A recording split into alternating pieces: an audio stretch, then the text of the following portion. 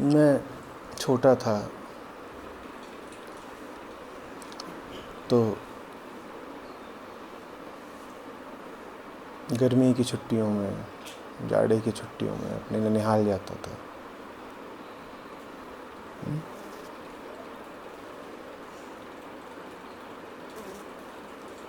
रीवा, मध्य प्रदेश।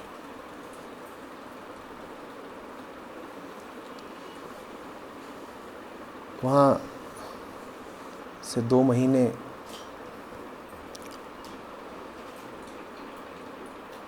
बिताने के बाद जब चलने के दिन, वापस आने के दिन नज़दीक आने लगे तो मैं बहुत घबराऊँ, परेशान हो जाऊँ।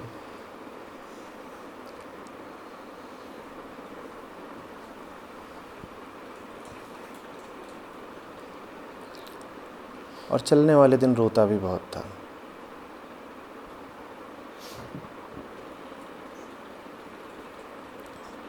बहुत बड़ा हो गया, 15-17 साल का हो गया, तब भी जो जाने का दिन हो उस दिन खूब रोऊं।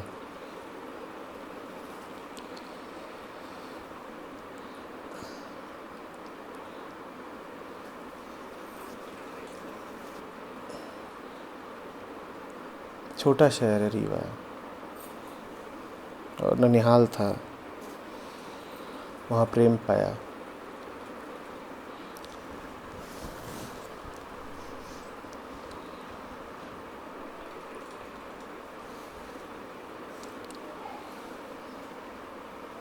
दो महीने बहुत शांति में बिताता था। बड़े शहरों के कोलाहल से दूर,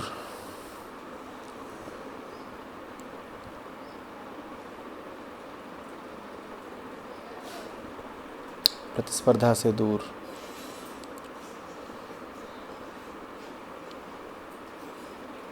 दबाव से दूर, तनाव से दूर।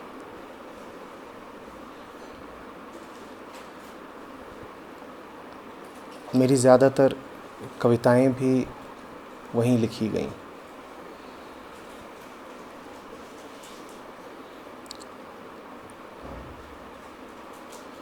वो जगह ऐसी थी, वो दिन ऐसे होते थे कि भीतर से काव्य फूटने लगता था।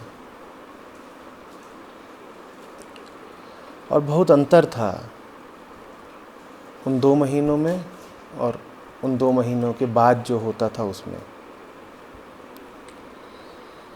चाहे वहाँ से लौटकर मैं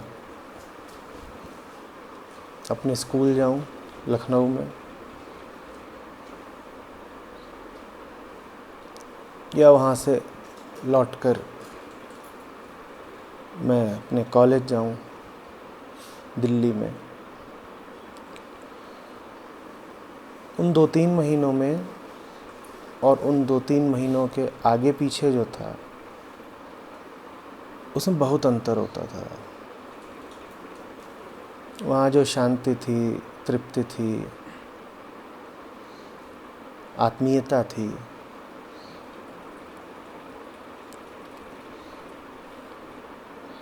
वो आगे पीछे नहीं मिलती थी।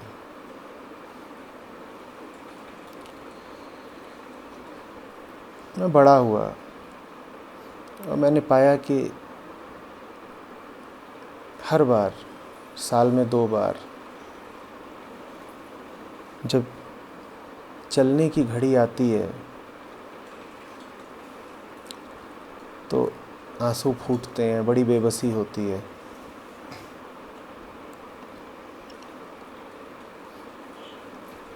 तो मुझे सवाल उठा, मैंने कहा ऐसी क्या बेबसी है, ऐसी क्या बेबसी है कि वापस जाना ही है।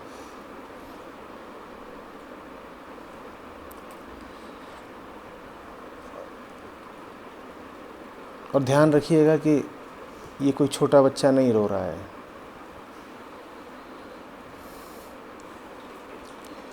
ये मैं एक 15-20 साल वाले की बात कर रहा हूँ। उसने सवाल किया, ऐसी क्या बेबसी है कि वापस जाना ही है।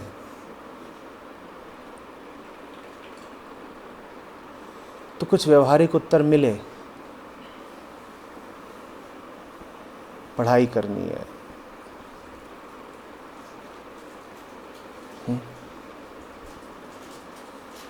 काम निपटाने हैं, कुछ जिम्मेदारियां स्वीकार करी हैं।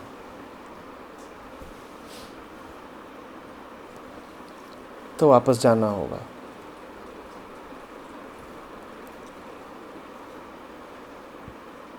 वो व्यवहारिक उत्तर मिले तो, पर मैं उनसे संतुष्ट नहीं हुआ। ये कह लीजिए कि मैंने उन उत्तरों से समझौता नहीं कर लिया, मैंने उन्हें पूर्ण मान्यता नहीं दे दी। मैंने कहा ठीक है, तो मुझे बता रहे हो कि मुझे वापस जाना होगा, लेकिन दिल ही दिल में मैं ये कसक कायम रखूँगा, और मेरे हाथ में भी नहीं है कि मैं कहूँ कि कायम रखूँगा। ये कसक बनी ही रहेगी। ये मुझे हर साल 2 बार जिस चीज़ से दूर होना पड़ता है, उस चीज़ से दूर मैं होना नहीं चाहता। और मुझे बिल्कुल अच्छा नहीं लग रहा, मुझे बिल्कुल पसंद नहीं आ रहा कि ये बार बार मेरे साथ हो रहा है। बचपन से हो रहा है, मैं जवान हो गया, अभी भी हो रहा है।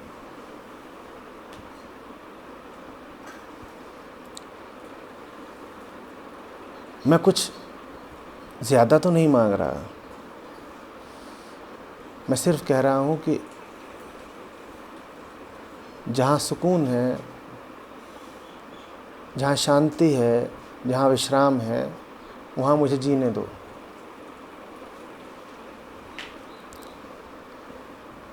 मैं कोई बड़ी ख्वाहिश, बड़ी फरमाइश तो नहीं रख रहा, छोटी सी चीज़ मांग रहा हूँ। वो मुझे क्यों नहीं मिल सकती? व्यवहारिक मन समझाता था इसलिए नहीं मिल सकती क्योंकि अभी तुम्हें बड़ी प्रतियोगिताओं को पार करना है,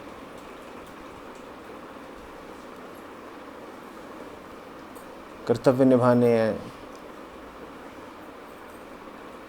नाम बढ़ाना है, इत्यादि इत्यादि। उन तर्कों से मैं कभी पूर्णतया सहमत नहीं हुआ।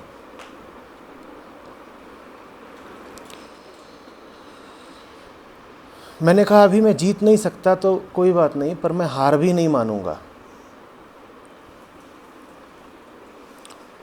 अभी मैं जीत नहीं सकता तो कोई बात नहीं, पर हार भी नहीं मानूंगा। मैं जोर लगाता रहूंगा, हथियार नहीं डालूंगा।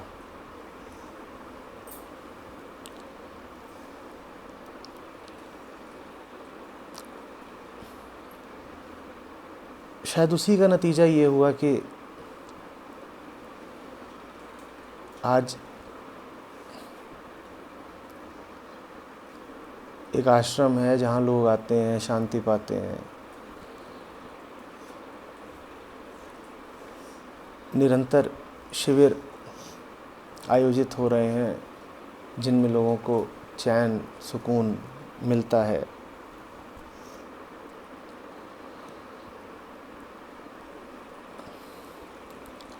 मैं अडिग था, मुझे वो चाहिए।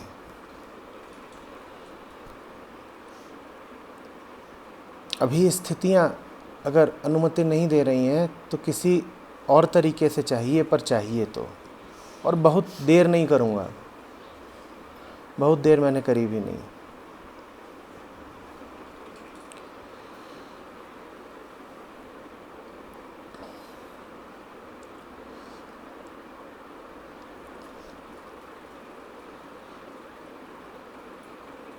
सारी व्यवहारिकताएं ताक पर रख के मैंने शांति को ही व्यवहारिक बना दिया।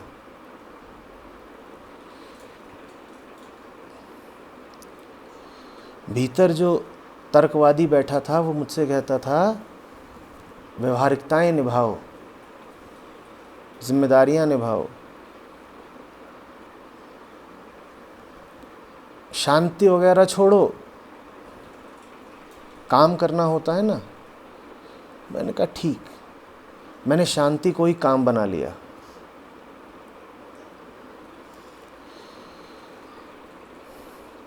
प्यार था ना, काम करना ज़रूरी है तो अच्छी बात, हम करेंगे काम, हम शांति को ही काम बना लेंगे।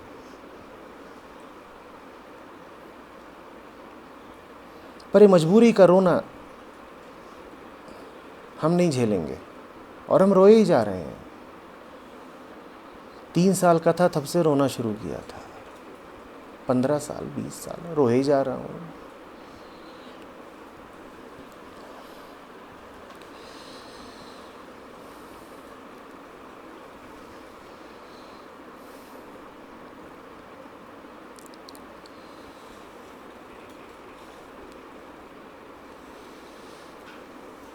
लोग दुख के कारण रोते हैं, हम सभी दुख के कारण रोते हैं। मुझे अपने दुख पर क्रोध भी आया।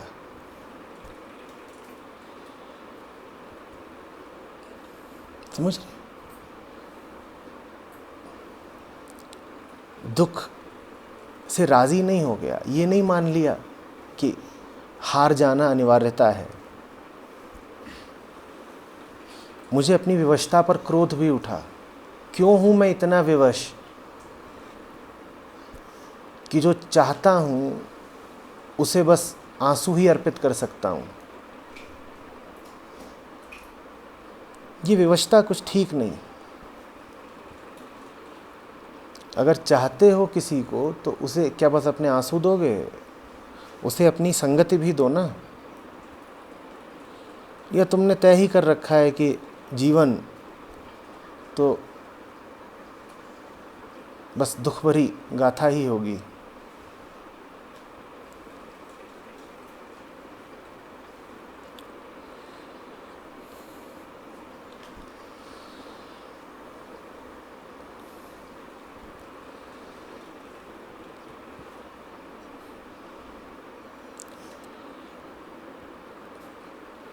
प्रेम के साथ वियोग भी संबंधित है और योग भी।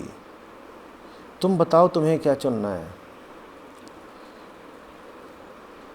जिसे प्यार हो लेकिन जो मजबूरी को प्यार से बड़ा समझे, उसने प्यार में वियोग चुन लिया।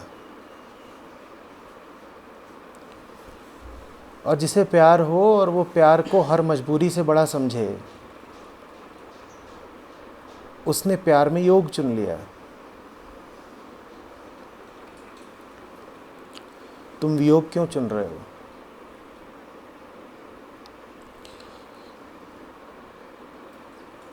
प्रेम तो तुम्हें है, पर अपनी मजबूरियों को प्रेम से बड़ा क्यों सोच रहे हो?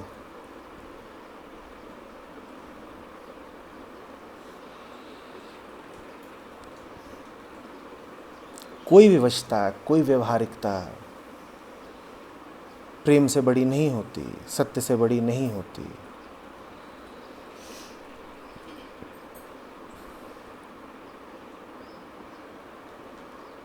कमर कस लीजिए, डट जाइए, प्रण कर लीजिए।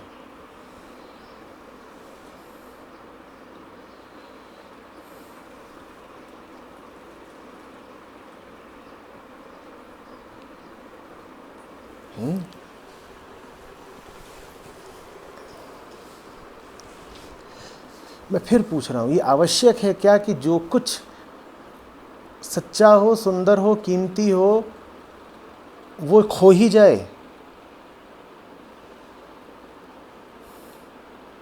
और जो कुछ मलिन हो, साधारण हो,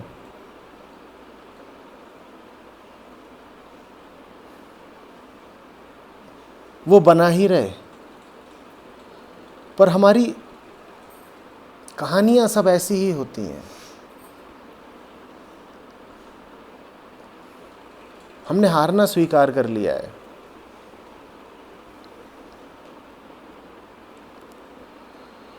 सच्चाई हमारे लिए 4 दिन की होती है बस, क्यों हो 4 दिन की?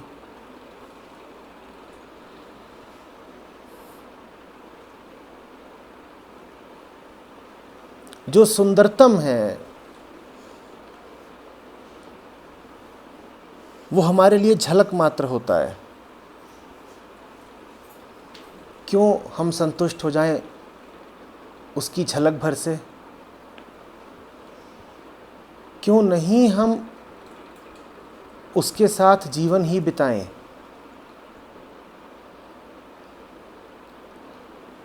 क्यों हमें लगता है कि हारना ज़रूरी है? क्यों हमें लगता है कि हम अशक्त हैं?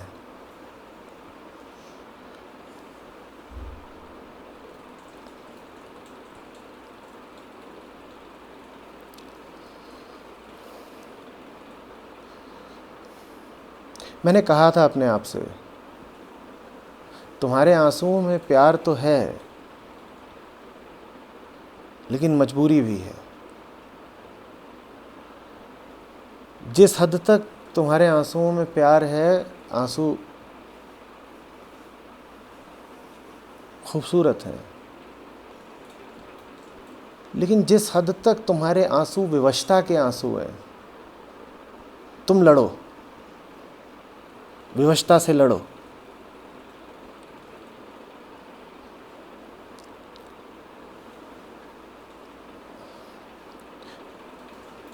यहाँ पर भी हम सब की आंखों में भी विवशता है।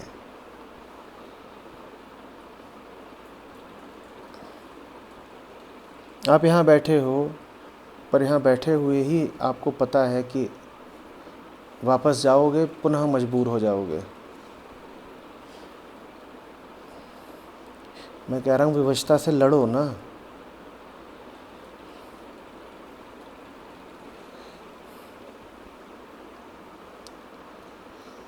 हमें नहीं चाहिए प्रेम कहानियाँ जिनका अंत हार में होता हो। हमें नहीं चाहिए प्रेम कहानियाँ जिनका अंत मौत में होता हो।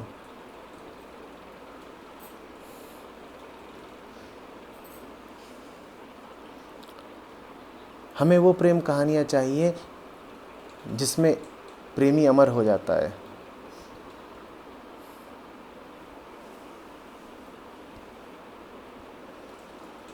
और हमारे मन में ये बात बैठ गई है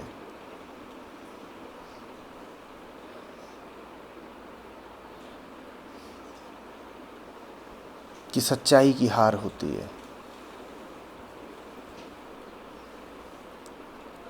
ऊपर ऊपर हम कहते रहते हैं सत्यमेव जयते, अंदर अंदर मानते थोड़े ही हैं।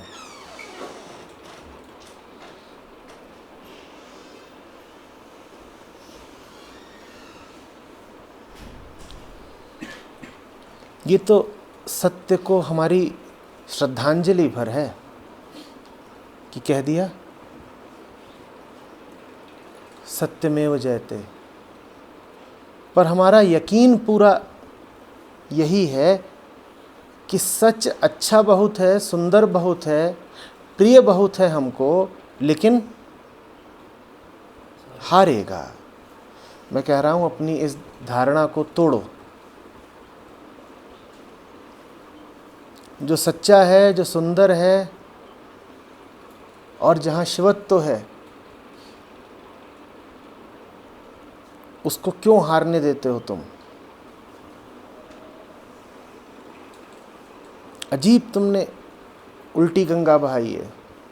जो हार सकता ही नहीं उसको भी तुम मानते हो कि हारता है और अपनी दृष्टि में हरवा भी देते हो।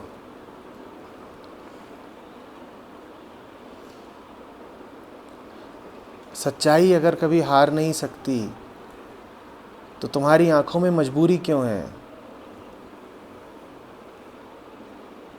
बोलो।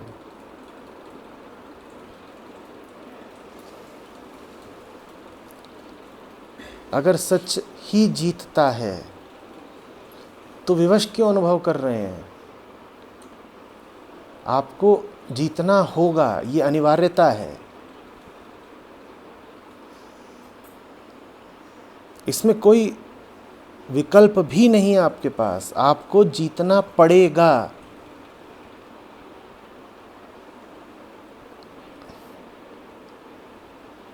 कोई चीज़ इतनी बड़ी नहीं, कोई चीज़ इतनी भयावह नहीं कि उस सच पर भारी पड़ जाए।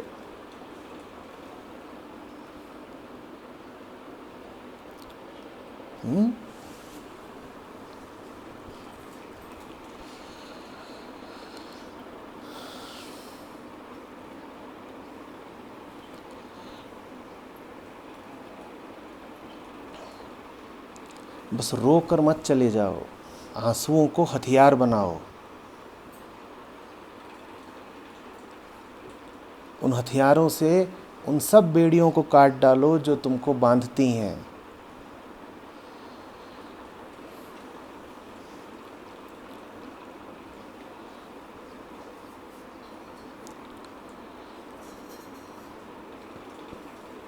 तुम्हारी आँखों से प्रेम बह रहा है, ऊर्जा बह रही है।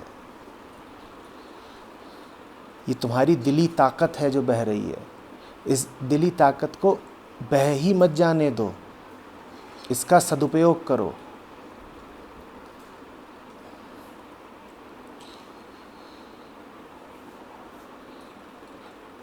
प्यार अगर इतना है तुम्हारे पास तो कौन तुमको रोक सकता है? मैं कह रहा हूं, न स्थितियां, न समय, न मृत्यु, कोई नहीं रोक सकता।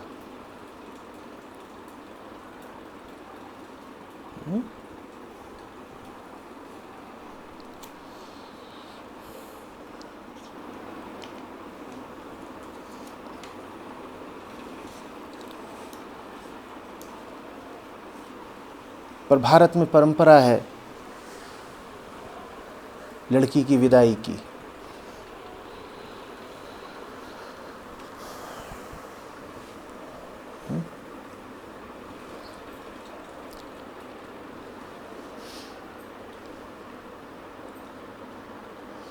और वो मजबूर गाय सी रोती हुई विदा हो जाती है।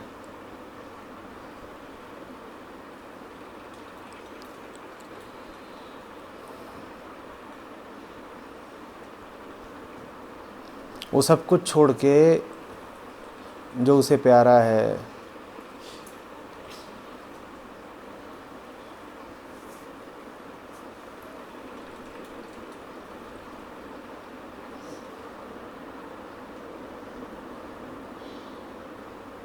उसे ढकेल दिया जाता है अजनबियों के देश।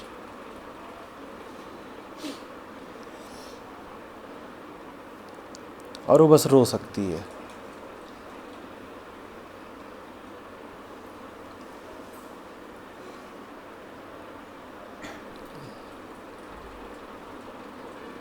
विदा नहीं होना है।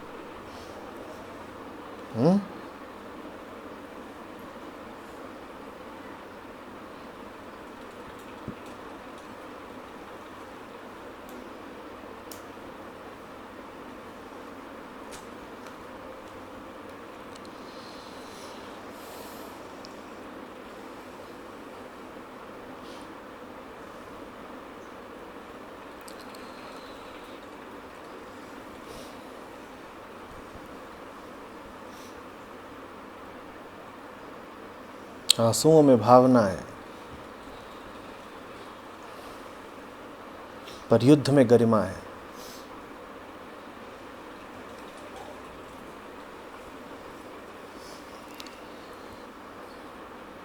तुम्हारी भावना मीठी है, सम्माननीय है, पर इस भावना भर से नहीं होगा। इस भावना को ललकार बनना होगा।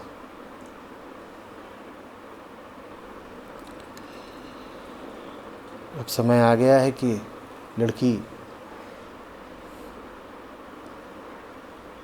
पाँव जमा दे। मैं बोल दो नहीं, ऐसे नहीं।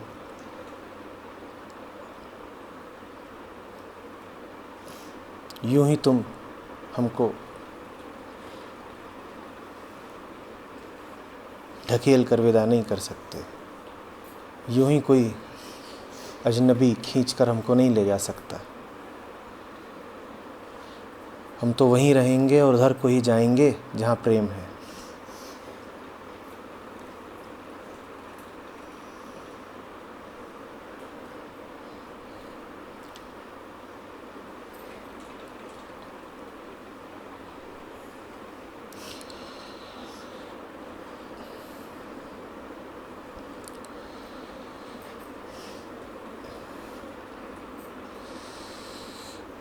सुकुमारी,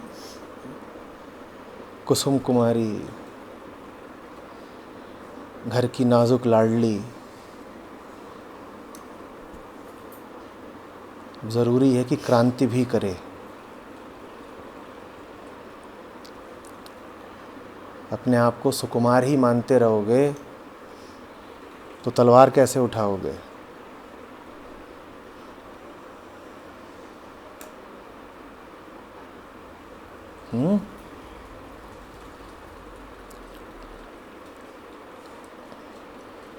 मुझे साफ साफ कभी भी समझ में नहीं आया था। उत्तर भारत से हूँ, आप में से भी बहुत लोग उत्तर भारत से ही हैं। मैं विदाइयाँ देखता था,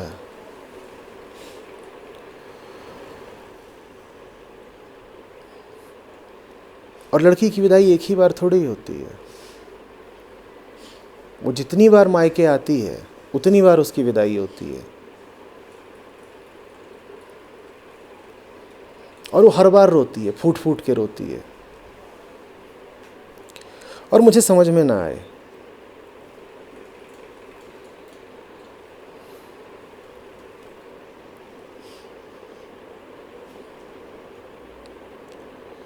मैं कहूँ ये जाती क्यों है लौट लौट के?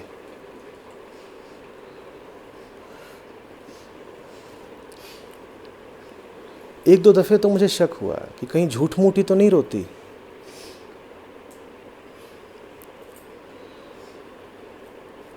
पर यह भी दिख गया कि नहीं, आंसू तो इसके सच्चे हैं।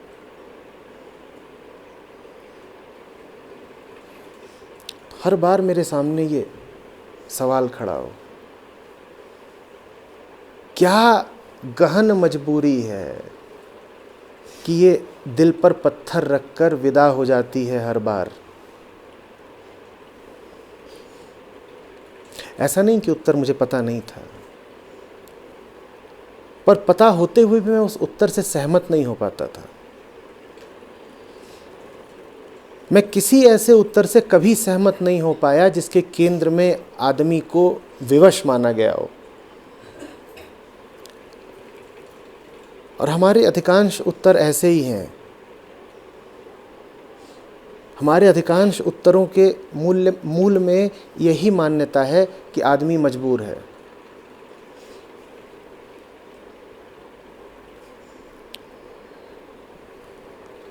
मैं ऐसे उत्तरों से कभी राज़ी ही नहीं हो पाया। और उत्तर बड़े तार्किक होते थे, बड़े व्यवहारिक होते थे। पर ये बात मुझे खटकती ही रहती थी कि आदमी इतना मजबूर कैसे हो सकता है।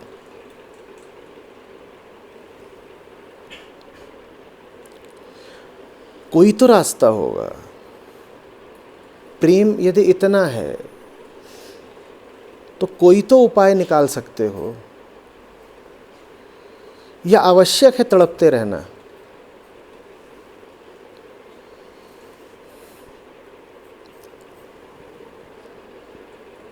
आवश्यक है विदा हो जाना, ठीक है, व्यवहारिक मजबूरियां हैं,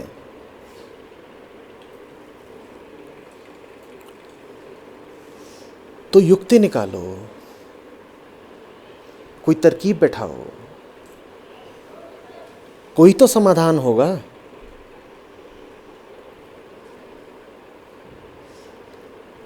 हृदय में प्रेम हो, मन में बुद्धि हो, तो समाधान कैसे नहीं निकलेगा?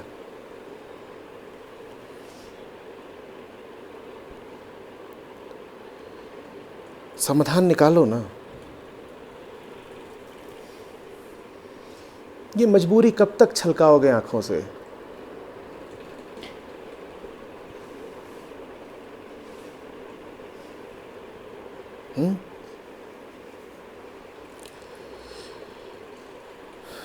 कहीं ऐसा ना हो कि आंसू संग्राम का विकल्प बन जाए।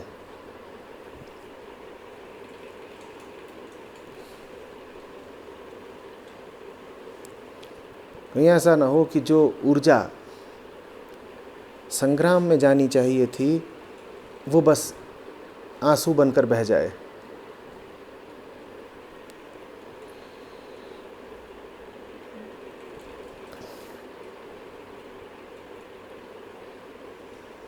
निकालो कोई तरकीब, बैठाओ जुगत।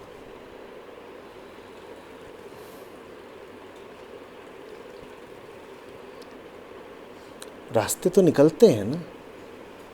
क्या होगा? थोड़ी असुविधा होगी, और ये जो दिल पे बार बार पत्थर रखना पड़ता है, ये असुविधा नहीं है।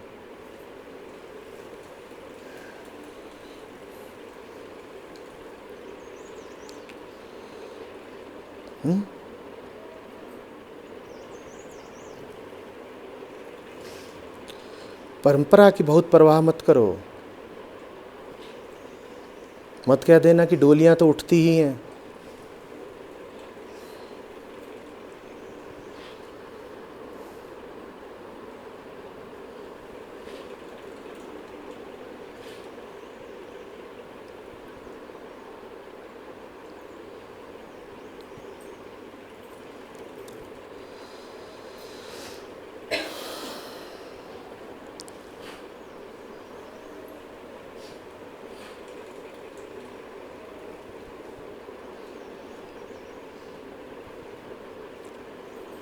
आदमी के जीने का ये ढर्रा बन गया है।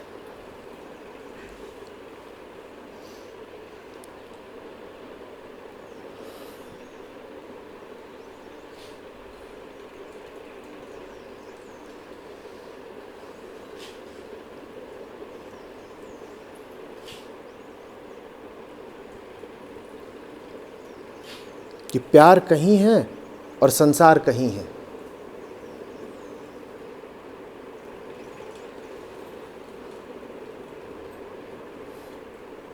प्यार किसी और से है और संसार तुम्हारा कोई और बना बैठा है। ये कोई बात नहीं, ये बिल्कुल ठीक नहीं। जिसको देखो वो ही प्रेम में है, और प्रेम में है और वियोग में है। जैसे प्रेम का मतलब ही होता हो तड़पना, बिछड़ना, हार जाना।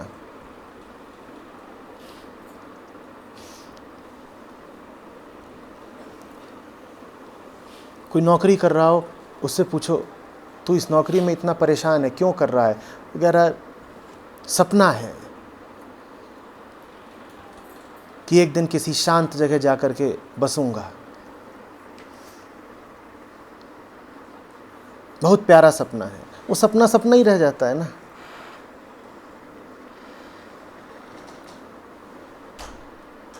प्यार है सपने से।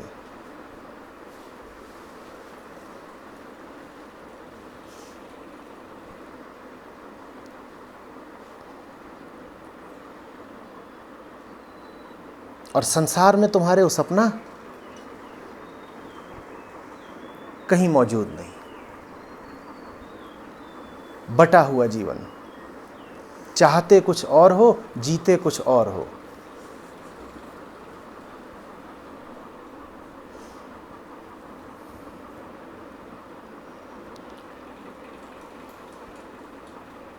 अच्छा लगता है ऐसे जीना?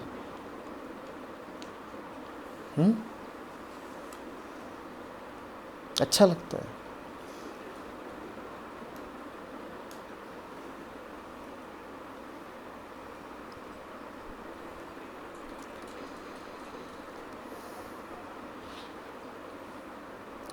अंग्रेजी में एक कविता है, the lake isle of Innisfree.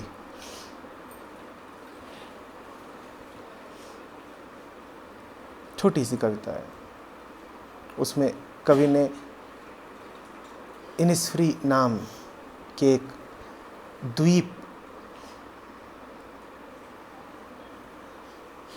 का परिचय दिया है। कहा है छोटा सा द्वीप होगा, बड़ा सुकून होगा, एक झील होगी वहाँ, और पक्षी होंगे और मधुमक्खियाँ होंगी, और उस द्वीप के माहौल का, अपूर्व शांति का कवि वर्णन करता ही जाता है। और आखिरी 2 पंक्तियों में आकर बोलता है, और उस द्वीप की मुझे बहुत बहुत याद आती है जब मैं शहर के व्यस्त फुटपाथों पर चलता हूँ। वो कविता पूरी मानवता का अश्रुपूर्ण गीत है। दिल में तुम्हारे वही द्वीप बसा हुआ है और जी रहे हो तुम शहर के फुटपाथों पर।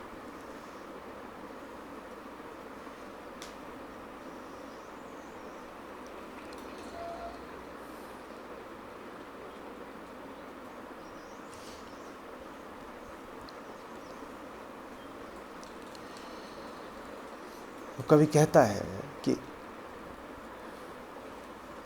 बी लाउड ग्लेड, वहाँ भौरे होंगे, मधुमक्खियाँ होंगी, और बस उतनी ही आवाज़ वहाँ सुनाई देती होगी, भौरों का गुंजन। और फिर कहता है वो गुंजन मुझे बहुत याद आता है जब मैं शहर के कोलाहल में होता हूँ। ऐसे क्यों जीना है?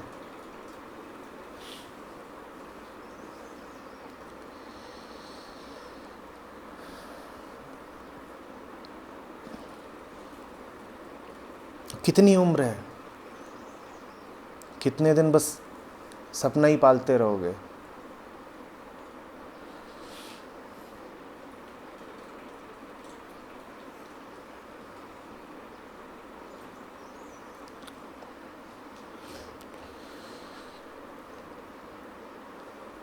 सौ बार मैं बोलता हूँ, अध्यात्म की कसौटी है जीवन,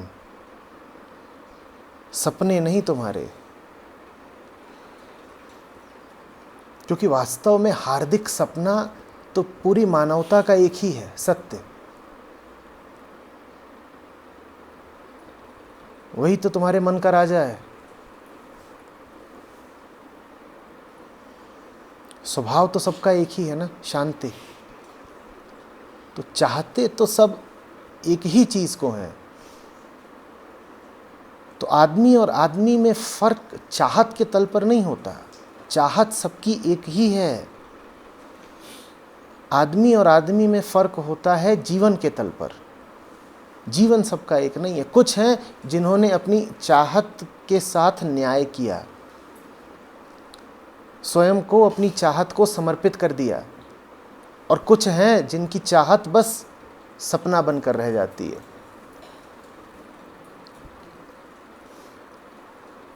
जो तुम्हारी चाहत है वही इसकी, यही इसकी, वही इसकी, जितने हैं सबकी चाहत एक ही है। लेकिन कुछ हैं जो उस चाहत पर सब कुछ न्यौछावर कर देते हैं, और कुछ हैं जो बस मजबूरी के आंसू पी कर रह जाते हैं।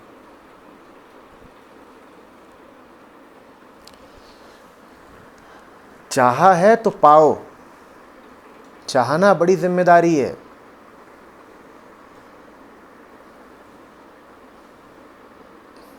जो चाहे और पाने की हिम्मत, पाने का जज्बा न रखे, उसकी चाहत उसके लिए अभिशाप बन जाएगी। तुम्हारी चाहत अगर तुम्हारा जीवन नहीं बन पाई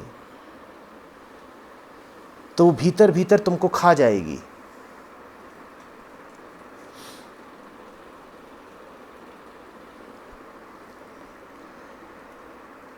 बात समझ में आ रही है? या तो चाहा ना होता,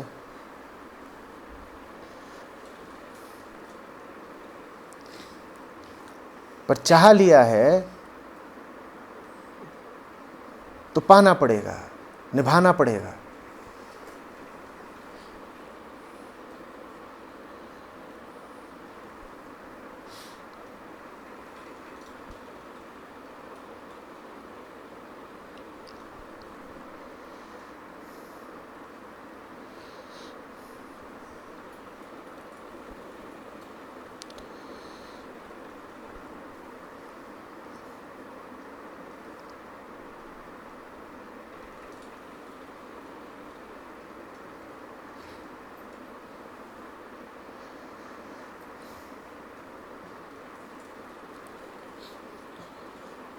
द्वार पर दस्तक हुई थी, या तो द्वार खोला नहीं होता,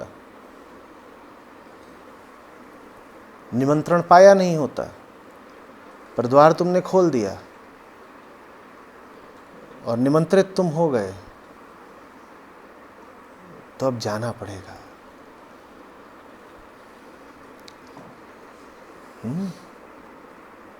ये माना हमें जहाँ से जाना पड़ेगा, जो वादा किया वो निभाना पड़ेगा। पहला वादा तुमने न समाज से करा था न परिवार से करा था,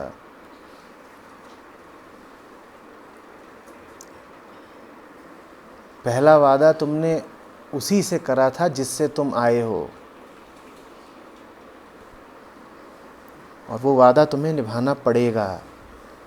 नहीं निभाओगे तो बड़े बेचैन रहोगे।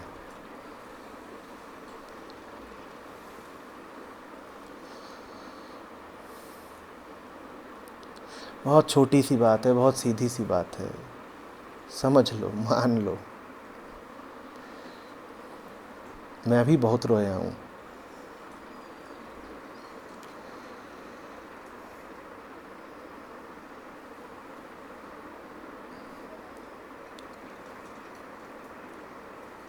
जब रो तो साथ साथ अपनी मजबूरी पर क्रोध भी उठे।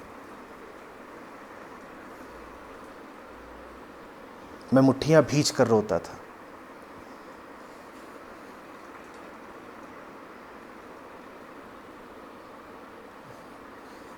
मैं इस बात पर रोता था कि रोना ज़रूरी क्यों है।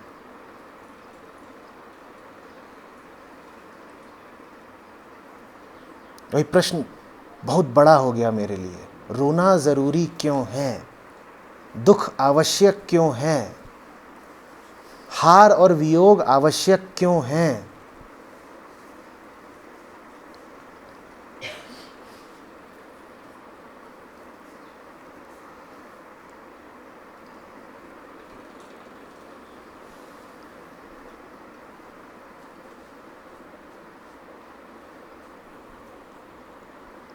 और जब ये प्रश्न मन में गूंजने लगता है, तड़पाने लगता है,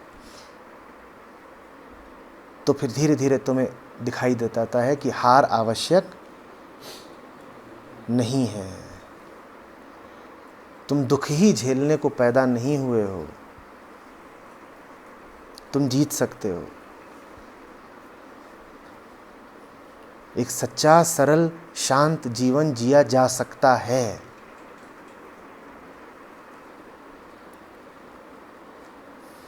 इनिसफ्री सपना बनकर रह जाए ज़रूरी नहीं है।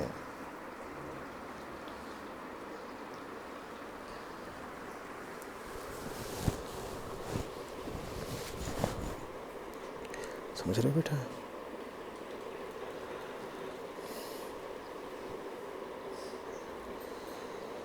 देखा है जब रोते हो तो चेहरा कैसा गर्म हो जाता है।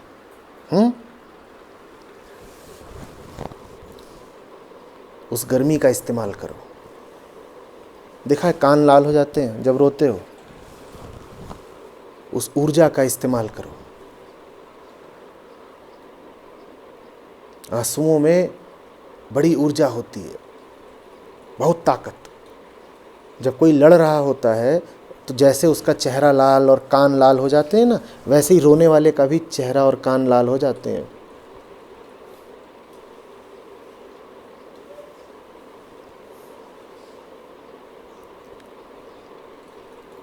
देखा है मन कैसा तपता है रोते समय।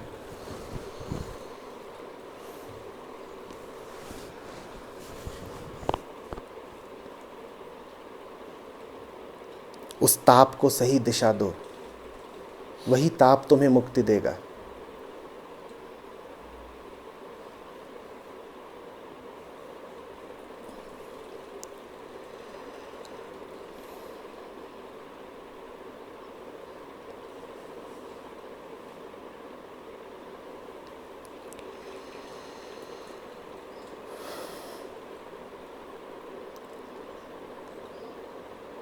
भावना प्रधान मन के लिए उसकी भावना वरदान भी हो सकती है, अभिशाप भी।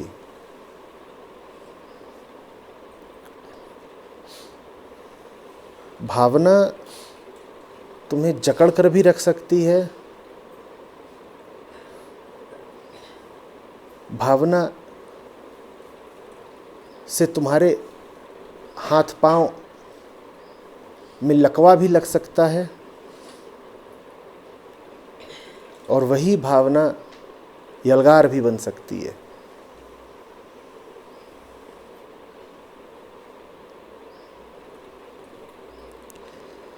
भावना को कर्म बनने दो।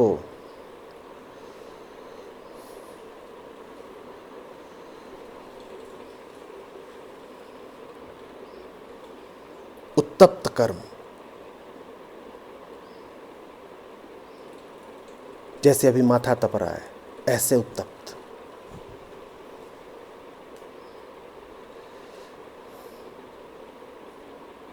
आंखें जलती हैं ना रोने के बाद, ऐसे ही बंधन जला दो।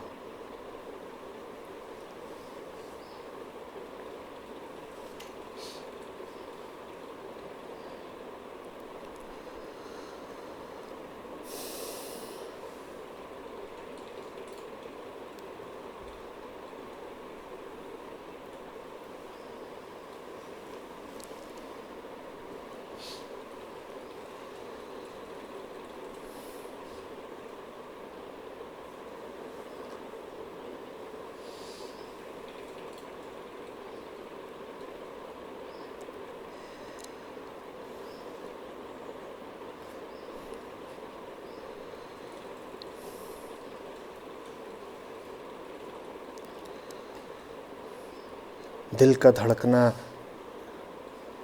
ये ज्वार का उठना, ये खाली नहीं जाना चाहिए।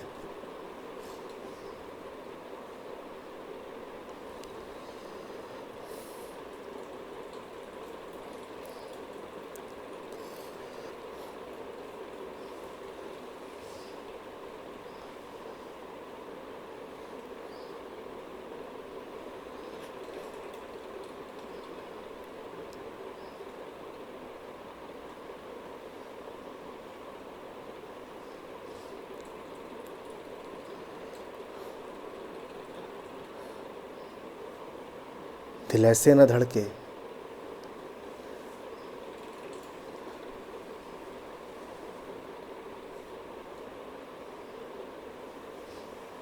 कि धड़कने में पीड़ा भर हो।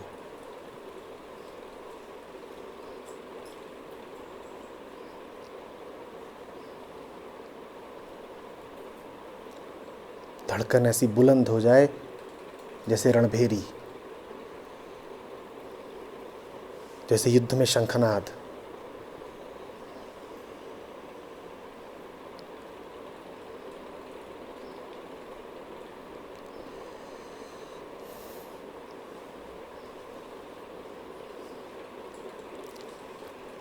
जैसे सेना प्रस्थान करती हो और ढोल बजता हो।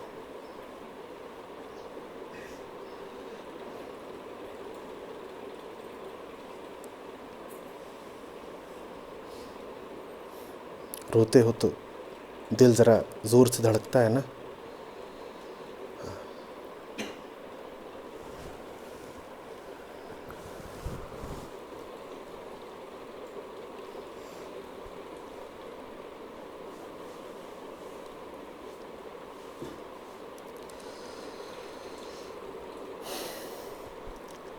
अपने दुख को खाली मत जाने दो,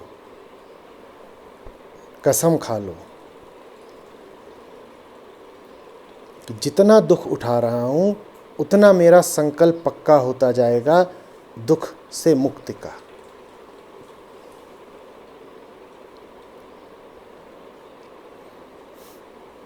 जितना मुझे दुख मिलेगा उतना मैं और दृढ़ होता जाऊंगा कि दुखी नहीं रहना है।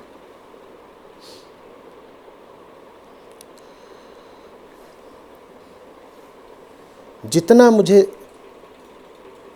जिंदगी दबाएगी, परिस्थितियां दबाएगी, समाज दबाएगा, उतना मैं संकल्पित होती जाऊंगी कि दबना नहीं है, हारना नहीं है।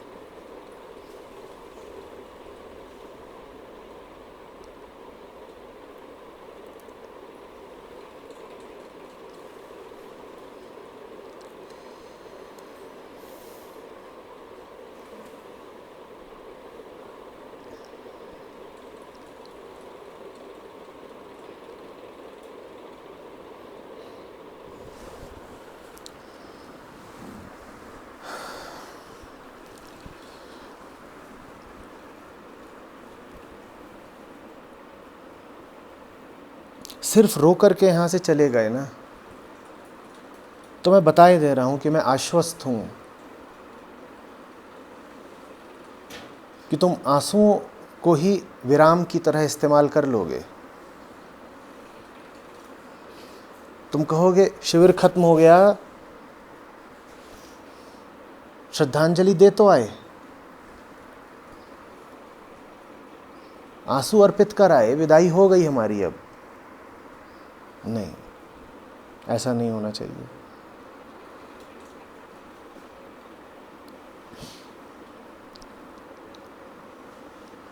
तुम ये आंसू बहा बहा के अपनी ही आग बुझा लोगे।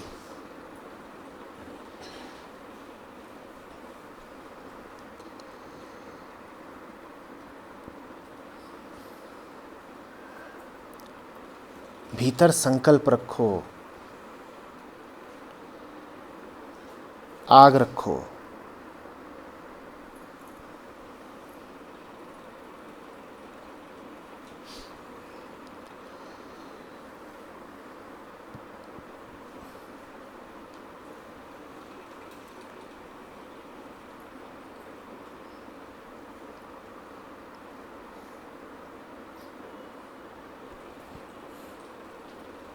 साधारण मन आंसुओं से आग बुझा देता है, और एक दूसरा मन भी होता है जो आंसुओं से ही आग जलाता है। तुम आंसुओं से आग जलाओ।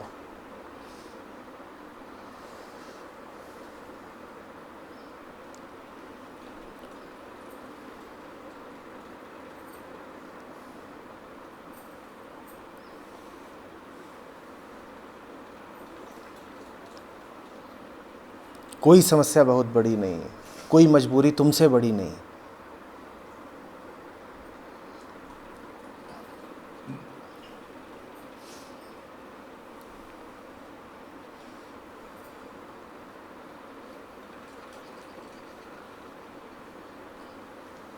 एक जीवन है, उसे व्यर्थ कर दो, ऐसी कोई बेबसी नहीं।